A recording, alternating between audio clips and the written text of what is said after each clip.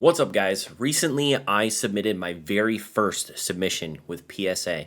This entire time, I've only graded with CGC, and I think that gives me a fairly unique perspective on the situation because while I feel like most collectors, most people who've come into this hobby prior to when I did, they view CGC and BGS through a PSA lens. Everything is compared to PSA.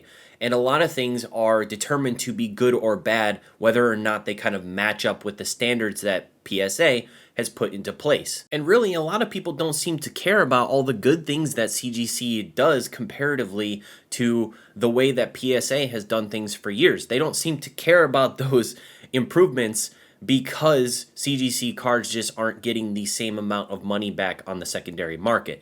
It's really only that. At this point, I think people don't like the half grades, which I agree with. I'm not a big fan of the half grades either. But if CGC graded cards were demanding the same amount of money, then I don't think this conversation would be as difficult as it still is today. And it's weird because a lot of people who have only used PSA, they might not even know how CGC works because they aren't willing to try them.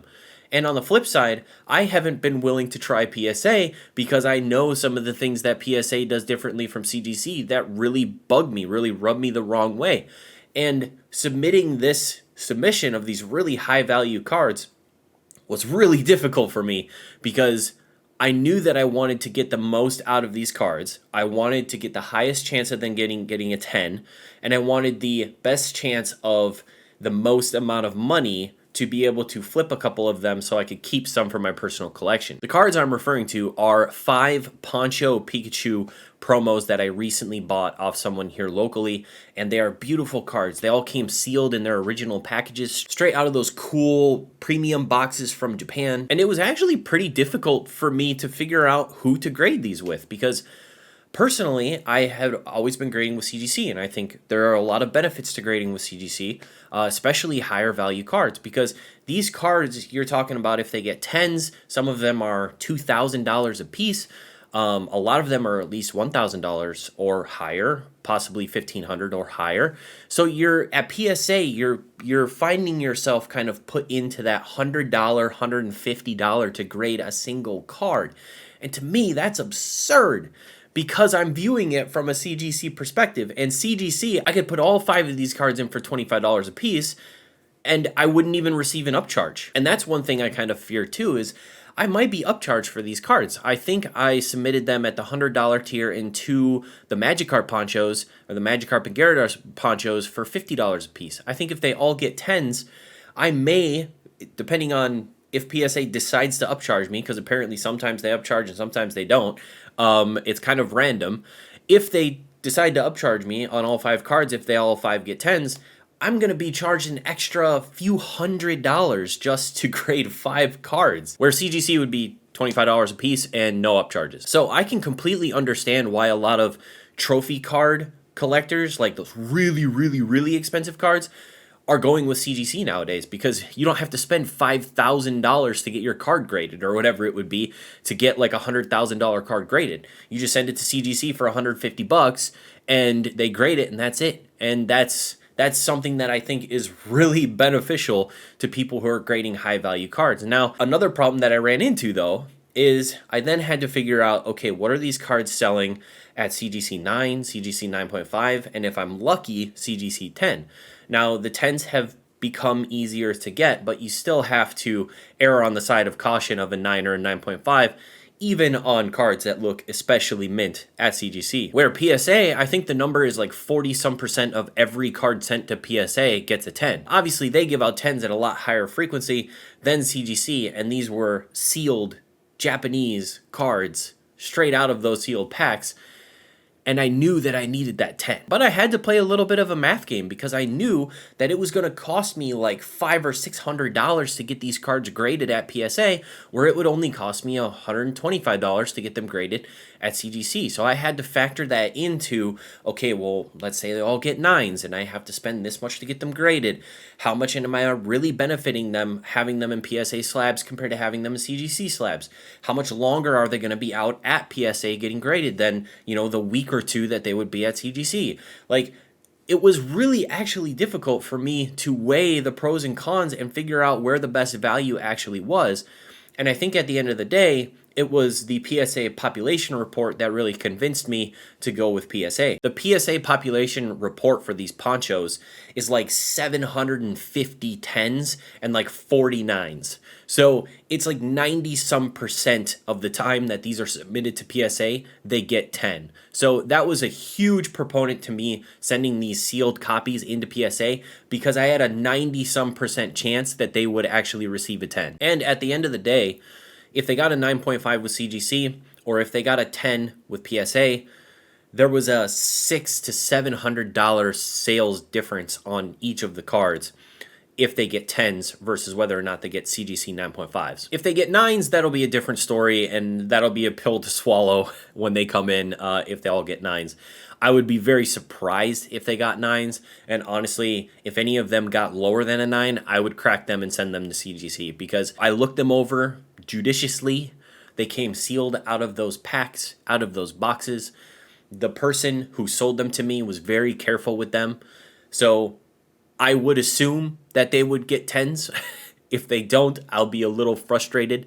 If they don't at least get 9s. So lastly, I just wanted to throw out there that viewing PSA from a CGC lens, kind of the opposite of what I feel like the majority of people do right now in the market, it's interesting to look at PSA specifically from a CGC point of view and looking at the different ways that they conduct business comparatively to how CGC has come onto the market. Now, things like upcharges is one of the main reasons that I haven't used PSA to this point. I think they're incredibly scummy, personally. I think it's taking advantage of people who are less experienced because the way that PSA wants you to determine your expected value for a card is for you to properly pre-grade the card and then put it in whatever submission tier is appropriate for that card. Now, CGC, the expected value of the card that you're submitting is the raw value at the time you submitted it. So it's a lot easier for someone like me, someone who has less experience grading cards, to determine what the expected value of the card is at CGC because you're literally just looking at like sold listings on eBay to figure out where you're supposed to submit it, as apart from PSA where you're supposed to properly pre-grade, figure out if it's likely to get a 10, an 8, a 9, and then put it in the right place. And if you don't put it in the right place and it gets a higher grade, you might get upcharged for it. The difference in price is a main reason too, and I know that eventually PSA will come back down in price. They had to close down and then they opened like really high tiers and they've kind of been gradually coming back down. CGC is wide open, super cheap right now, and the turnaround times are insanely fast. And they never had to actually close down, and they were able to kind of catch up eventually. Now, the thing that I find interesting here is, so to submit the same cards like appropriately, right? Like you could send in insanely expensive cards to CGC at like the economy tier, and I haven't heard of anyone being upcharged at CGC. You can let me know if you have, but I've never heard anyone be upcharged at CGC. And if you're upcharged from economy to standard, it's the $10 upcharge. It's not anything incredibly insane.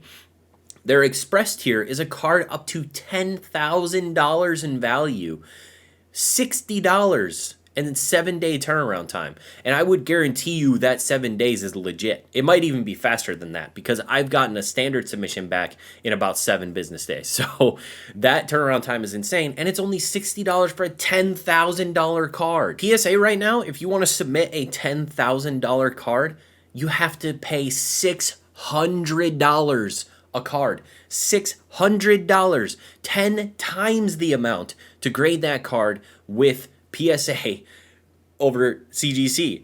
And that is definitely something you have to determine in your mind. Is like you have to come to grips of like, holy crap, I have to pay an absurd amount of money to get this graded with this other company over this other company, and it sucks. Personally, I think it sucks. I'm frugal. I'm a person who looks at it and says they're throwing it in a slab. And for me personally, CGC has a better slab. CGC has a better label. Like, CGC has a better product overall. So for me, I'm getting a lesser product and I'm spending 10 times the amount of money in some cases. Those are definitely the most expensive cards that I've ever graded, were those poncho cards. And so having to kind of come to grips with, I have to spend like $500 to grade these cards if I want the kind of the highest chance of, really benefiting from this, was brutal. Having just graded with CGC up until this point. Now I gotta give credit to PSA. I think PSA's grading scale is a lot better than CGC's. I would get rid of the half grades completely from both grading scales. I like the fact that CGC has a perfect 10 and a pristine 10. I like that there's like one added level of like seniority or like prestige to it, kind of like the black labels from BGS. But I do like PSA's just 1 to 10. And I know that they have half grades, but they're a lot more rare than the half grades with CGC. And one thing that's interesting too is the people who compare the grading scales as if one is right and one is wrong. When I look at PSA, I look at their grading scale and I see 10s that have whitening on them. And I think, seriously? It's like there's no way that would get a 10 at CGC. And from a CGC perspective, I look at a 10 that has any whitening on it, and I think that's not a 10. Like that, the first thing that comes to my mind is like, that's not a 10. Now you can look at some CGC 10s, and obviously they're like way off center. Like they had that, was it a Crystal Charizard that was like way off center, and they gave it like a perfect 10 or whatever. Obviously, both companies have some wiggle room in their standards, and obviously sometimes they make mistakes. And that just makes sense. Both companies have that. Both companies fall into those lines. For me, I look at certain cards as well, like the Masaki promos. Masaki Machamp, Masaki Gengar, those promos from back in the day from Japan. Those cards came in an envelope that had these little lips that held the card onto kind of the cardboard or the thick piece of paper. Now, a lot of those cards, even if you buy them still attached to the paper, if you pull them out, they have little indents on the back, right? So that's just something that's unavoidable. Probably like 90% of Masaki cards have those indents on the back.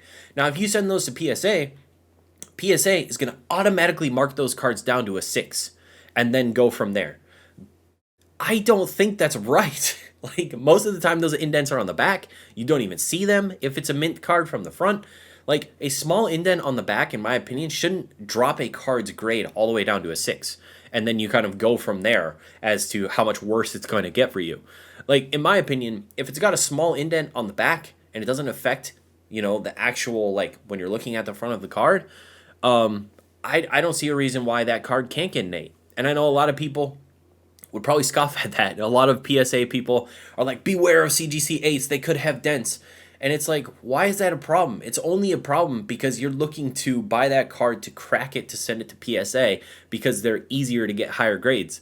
But like, there's this weird situation right now where people are, they're cracking low number PSA to send into CGC because CGC will grade them higher. And then there's people who are cracking high grade, like 8.5, 9.5 CGC to in the future send to PSA to get those 10s.